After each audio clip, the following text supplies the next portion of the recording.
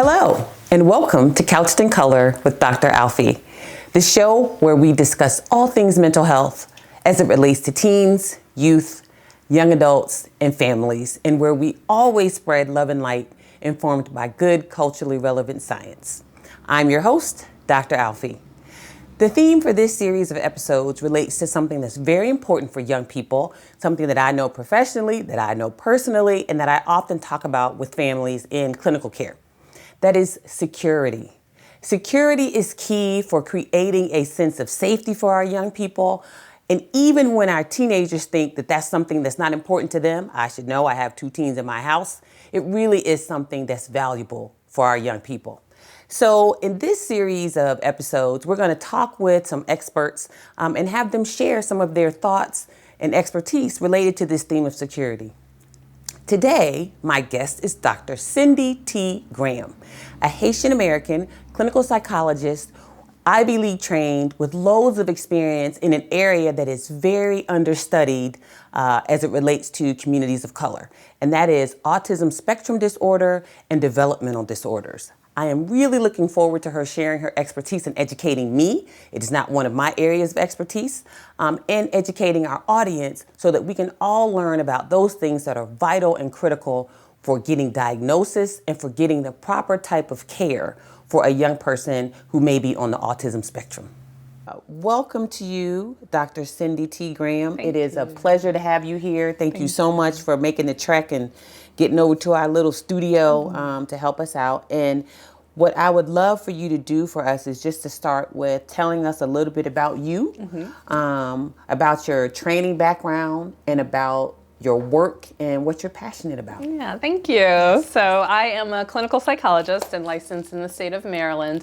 I'm also a wife, a mom to 2 beautiful little boys who are age 7 and 5. They keep me busy when I'm not in my professional realm, and sometimes even when I am. And so I have a specialty in autism spectrum disorders and intellectual and developmental disabilities, but I really do see a full range of kids all the way through adults. I do a lot with parenting. I've always been pretty passionate about that. But then I also work with, especially lately, I've been pivoting in a lot of ways to women who are African American, high achieving as well. So that's been some really rewarding work that I've been doing additionally. But yeah, traditionally I'm trained as a clinical psychologist who specializes with kids. And I'm also the owner of Brighter Hope Wellness Center in Clarksville, Maryland.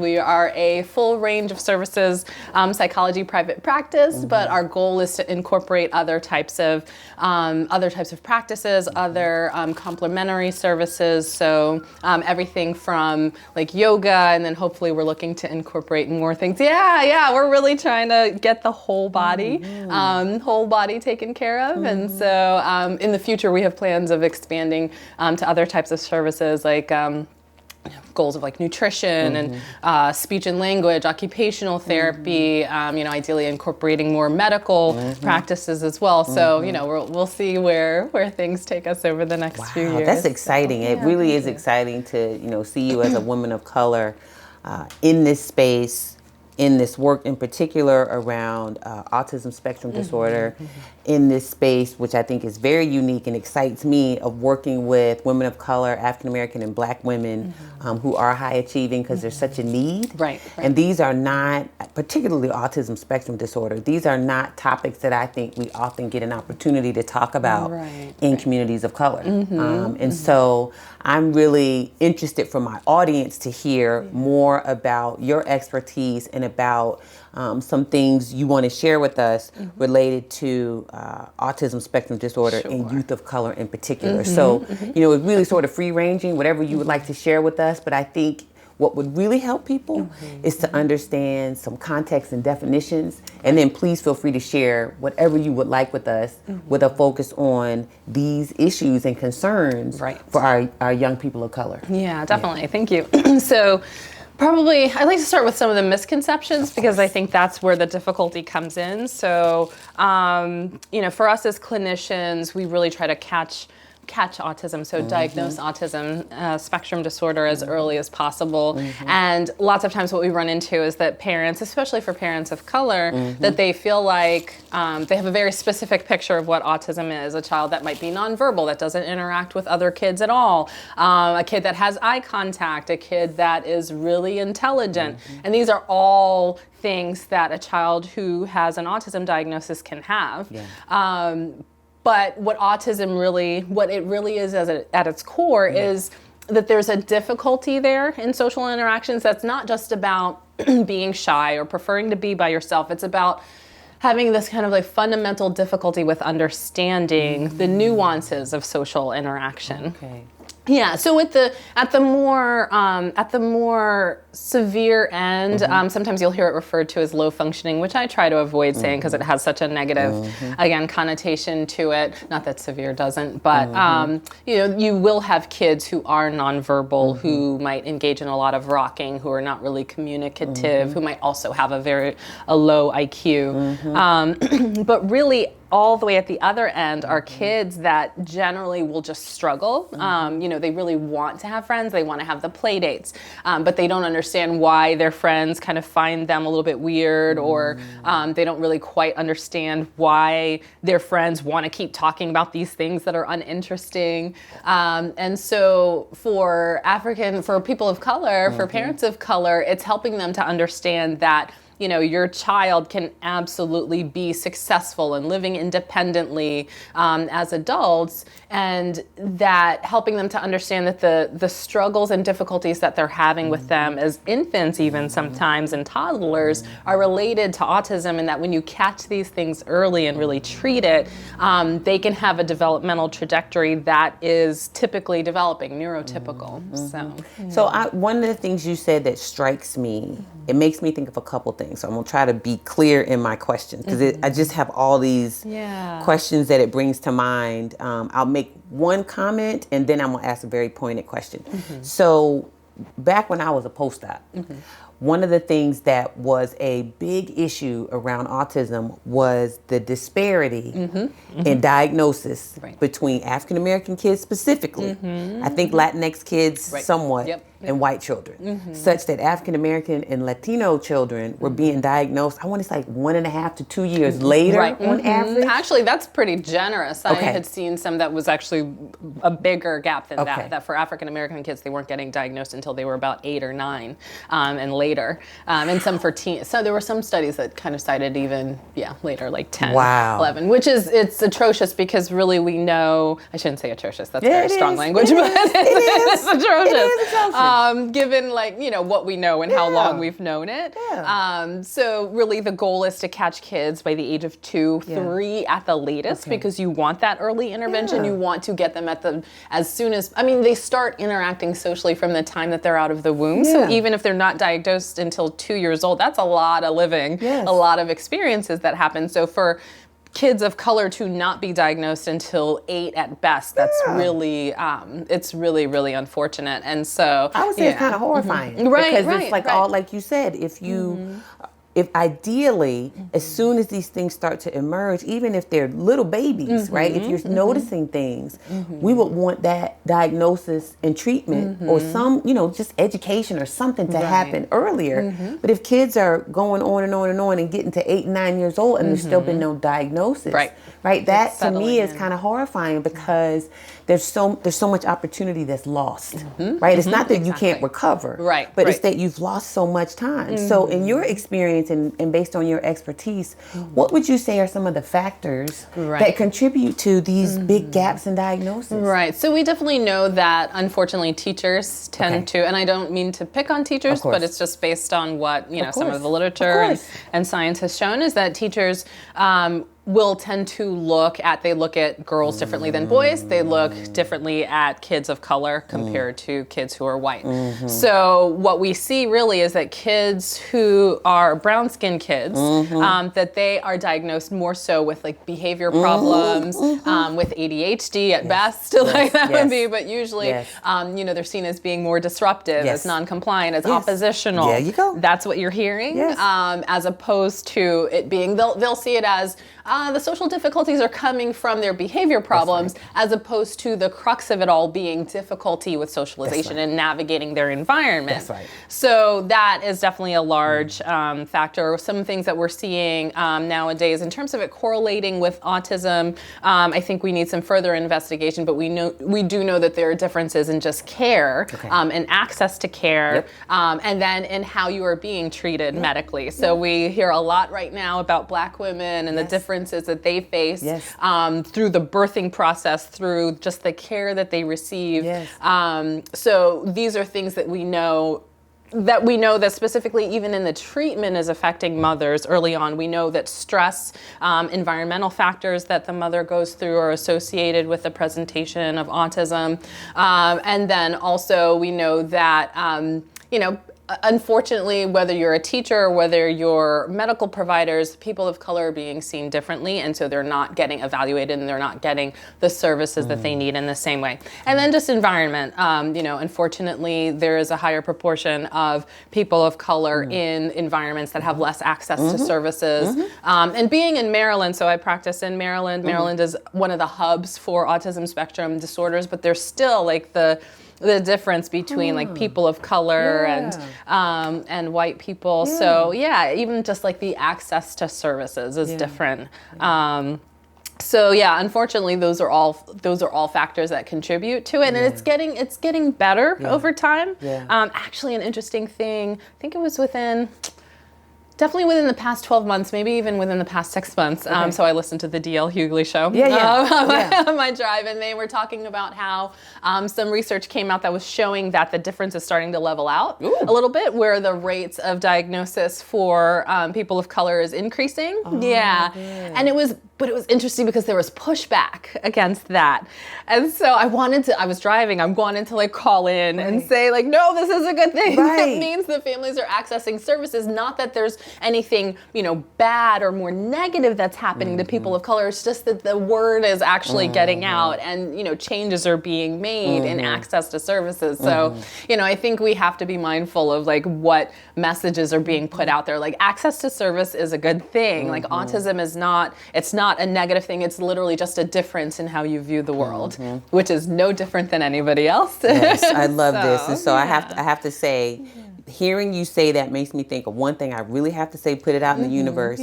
So D.L. Hughley show, we need to get a Dr. Cindy T. Graham on there to talk about autism spectrum disorder specifically and more broadly, youth of color, mental health. Right, it's important. It is really important, and to clear up misconceptions. So that leads me to a very pointed question, which I was trying to get to earlier, and that really is, what are the things, because we want to make sure that parents, right, caregivers, providers, mentors, teachers, tell me a little bit about thinking about the trajectory, right? So starting with, like, I don't know, like you said, coming out of the womb, as soon as the children or as soon as the baby becomes social, can you educate us a little bit about starting in, I don't know, like early childhood, and then maybe thinking a little bit about maybe elementary school. What are those things that adults in children's lives need to be looking for to tell them, maybe I need to go see somebody like a Dr. Cindy T. Graham to just figure out what's going on? What should they be looking for? Yeah, definitely. So milestones. So for first, as much as you can, make those pediatrician appointments when you're supposed to, especially the first year. So there are actually questionnaires and questions that are asked that specifically screen for autism spectrum disorder. So be as honest as possible, be real with yourself. Another factor in the African American community is like family and saying, baby's just fine, like, but just give them some time. Exactly. And in some ways, while we do want kids to have time to like grow into who they are, there are just certain things that we know that are different from the start, and those need to be addressed. So in a tiny baby under a year old, you really want to see that by 6 months old, if you are looking at something, they are looking at something with you. Like they're pointing to things and trying to get you to look to where they're looking. We call that joint attention. If they're not doing that, that's suggesting some type of issue. Now they can make eye contact contact with you. There are definitely kids on the spectrum who make eye contact. But again, if they don't necessarily make eye contact and they don't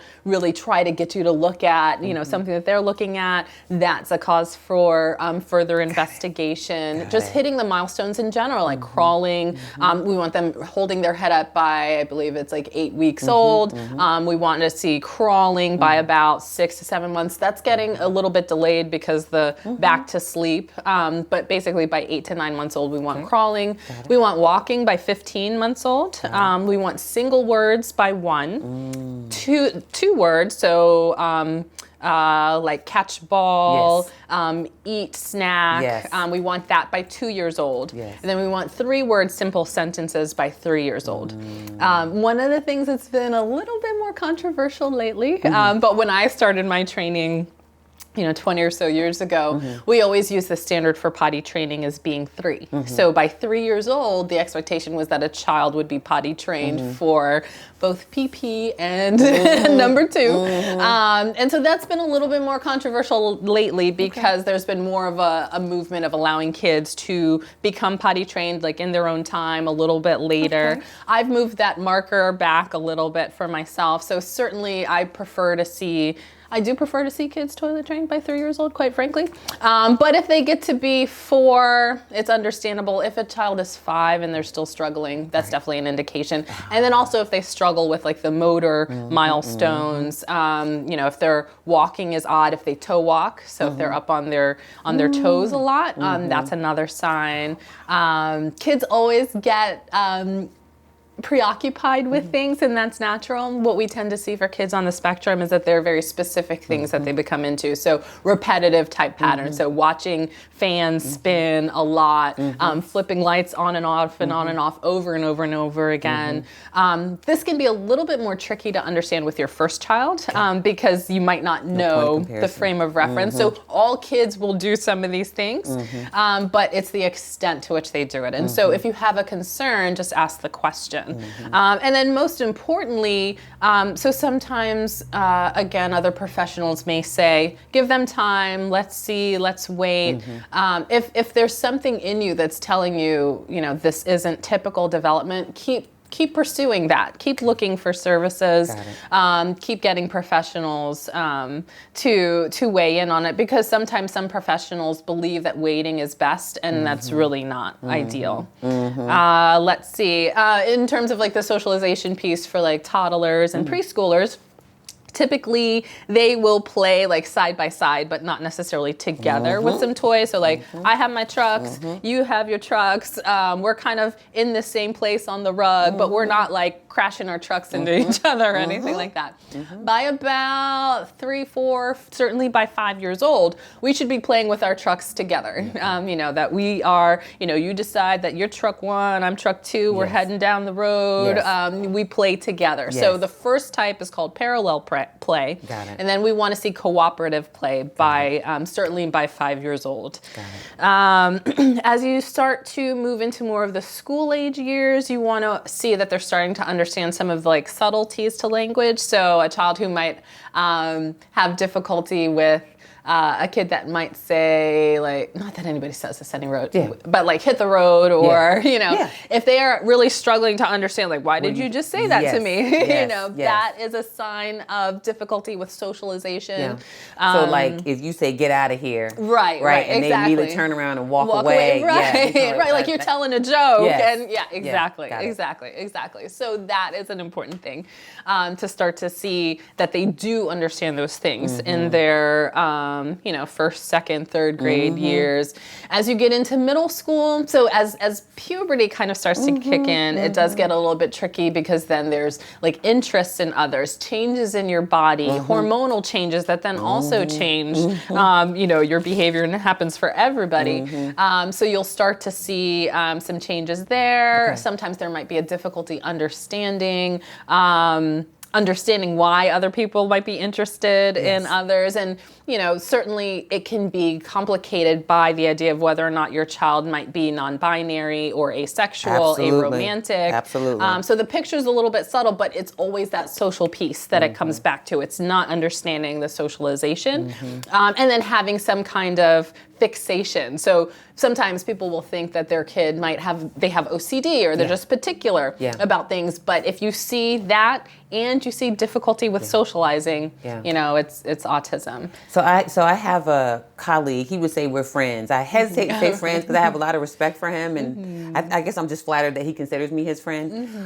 But this is a comedian by the name of Ron Funches. He's African American, and his son, he's pretty open about talking about his son being on the spectrum.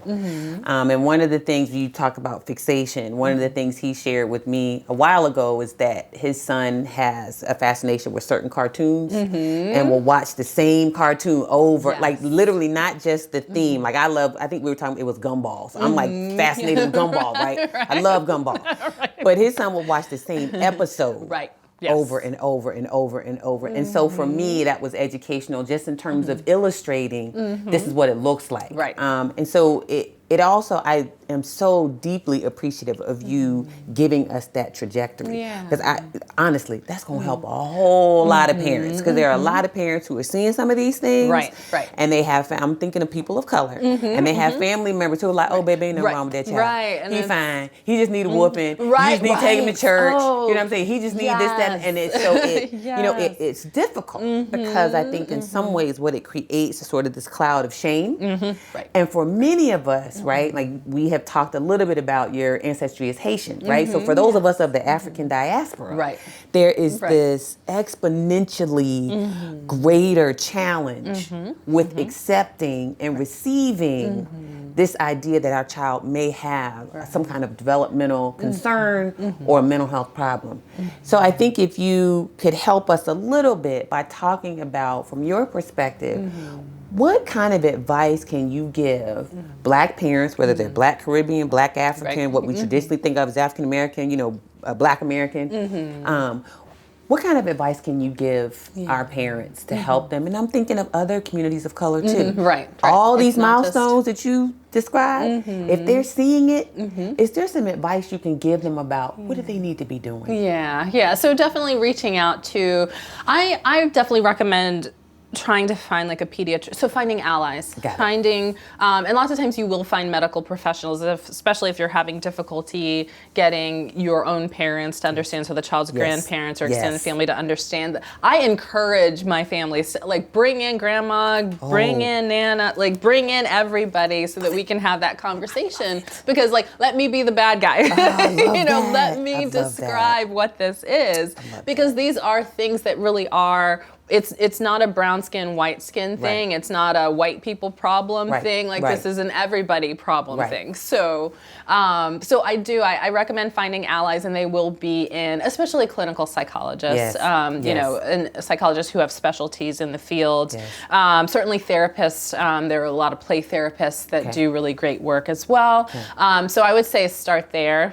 If you are able to have insurance, to reach out to that, to reach out to your local school systems. So, for example, in Maryland, we have like early child, we have like Child Fund, we have infants and toddlers, we have, so these are different services that actually are through the school system. So even if your child is only 2, you can have a free assessment done by the school system. This is why Maryland, it's a great place. So you said one is called Child Fund. And what's the other one? Infants and toddlers. Got it. And so they're great resources, and they get you set up with the evaluation, they get you set up with an individualized education plan, which, I mean, that's so much to talk, like that's a whole other, whole other range of things. To start to set the stage to make sure that they have the services that they need in the school setting. So, you know, even if you feel like there's nobody that you can go to at your church to talk to, if you're not connected with a pediatrician that could help you, turn to the school system, to your county school system, and they've got resources there for you. And then certainly with your, like, I would say like your county or city government, their social services, you know, they have caseworkers who can help you on these things and really be an ally in this process. So that's that sounds wonderful. So anybody who lives in Maryland, you have 2 resources that that Dr. Graham has said you need to really avail yourself of. So I suggest you, go ahead and, try to make use of that. So On a national scale, this is the last couple of questions I'll ask, and we'll sort of close out a little bit. I'm familiar with Autism Speaks, right? Everybody knows Autism Speaks. Right. I'm also familiar, though, with, the one African-American celebrity who I know has really been out there talking about autism in Black people, Holly Robinson Peete. Right. But I don't know what are the organizations on a national level that might cater to and support, or are there subsections of Autism Speaks that focus on people of color? That's actually a very good question. I'm actually not aware of that, but I think they exist. Says a lot there. Because I certainly do, in thinking about, even in Maryland, really I refer people to our Autism Speaks, in Howard County, to Howard County Autism Society of America. So it is kind of like the smaller organizations, and really it's because this is an issue in and of itself. So even, I think they said something like 4% of clinical psychologists are Black. Yes, ma'am. That's it. And then autism spectrum disorder is an even smaller as a small specialty. Even in the places that I have worked over the years, I know myself and one other African American psychologist who specializes in autism spectrum disorder. Okay, now we'll stop you right there. What's that person's name? So Dr. Curry. Okay. Yes, she's in. And I should say, so at my practice, we do have other African American. Dr. Thomas, who certainly works with kids who are on the spectrum. I should give a shout out to my team. Excellent. But in terms of especially when I was starting out, finishing internship, you can count on your hand. I'm going to tell you, you are the only, which is part of the reason, other than, we follow each other on social media and I see you on television and that kind of thing. A Black person who knows about autism, who is expert in autism. I'm just we got to have her. Right. Because I don't know any. So I know you. Now there's a Dr. Curry. I hear there's a Dr. Thomas. Yes. Now I know 3. Exactly. So that's super helpful. I appreciate it. And it's tough. There are, and I would say also in Maryland, resources that you can look at that would have great resources. Again, finding specifically a person of color would be a little bit tricky, but Kennedy Krieger Institute is a really great resource that they have several departments that specialize in it. But now you're giving me ideas. I'm like, maybe I need to start. Yes, we need a group. Right. As if you don't already have enough on your plate, being a mom, a wife, being a businesswoman. Big ups for the businesswoman piece. I gotta give it to you for that. Running a thriving practice, and so this has been, for me, this has just been delightful, and I am so grateful that you made the trek, and I just am really appreciative. So in closing, 2 things. Would you go ahead and give one more shout out to your company, your organization that you run, and tell people where they can find you? Yes, so my company is Brighter Hope Wellness Center. We are, again, a psychology wellness center. So our goal is, we're pretty new, we're about 2 years old. We're growing. We have psychologists, we have licensed graduate counselors, we have licensed master social workers, we have board certified behavior analysts, we're bringing on registered behavior technicians. So we really look to provide a wide range of services to not just autism spectrum disorders at our center and in the home, which is an important thing. Oh, you do home visits? We do home visits, Ooh, which is very important to get, to the root of where Talk about access to care, though. Right, exactly. For people who might be nervous. Yep. Having that in your home, that's a blessing. Exactly. Wonderful. Exactly. Wonderful. So we do provide a range of services. We're looking to expand over the next few years and expand locations. We're currently located in Clarksville, Maryland, which is in Howard County. Okay. But, it's an easy drive from Baltimore City. We're about half an hour to 40 minutes from Baltimore City. We're, again, about, 45 minutes to an hour, depending on where you are in D.C. And we really do see clients from a pretty wide diameter around us. And so do you have a website? We do. It's brighterhopewellness.com. Excellent. And you can see us there. Awesome. Very easy to contact. And you're on Instagram? I am. I'm on everything. Good. Cindy T. Graham, PhD, and Brighter Hope, WC. Beautiful. Everywhere. Twitter, Instagram, LinkedIn, Excellent. Facebook, all Excellent. that. So I got I'm on Instagram following you on Twitter, so I got to get on LinkedIn and we got to get them all together. Yeah. So I am deeply grateful to you. As I said, the last thing I'm going to do is something I do with all my guests. We have these beautiful affirmator cards from Knock Knock Company, knockknockstuff.com. And I'm just going to put these, I'm going to shuffle them a little teeny bit. Can I put my glasses back on real quick? Yeah, of course. I don't want to struggle. Grab them. Absolutely. Because I need mine too. Don't ask me to read that. We're going to be in trouble. I could hold it out here, but My arms seem to be getting shorter every year. I was like, right, girl, I'm telling you. So you go ahead and pick a card. I'll take from the middle. Let's see. And then read it out loud for us, and then please reflect on it. Okay, tenacity. If at first you don't succeed, try to remember that there's an old tired saying about this for a reason. Everyone fails sometimes, but failure is only failure if it happens on the very last page of your story. And since you're still breathing, that's not where you're at right now. So if you've hit an obstacle on your way to success, I'm getting goosebumps. If you've hit an obstacle on your way to success, don't sweat it. Dust off your air quotes and hang them on that failure as a reminder that failures are a part of success, and this is all part of your lifelong job. Wow. Then get right back to it. Your next failure is waiting to bring you closer to your dreams. I'm mad at these cards. Right? Don't do that. I'm mad at these cards. Yes.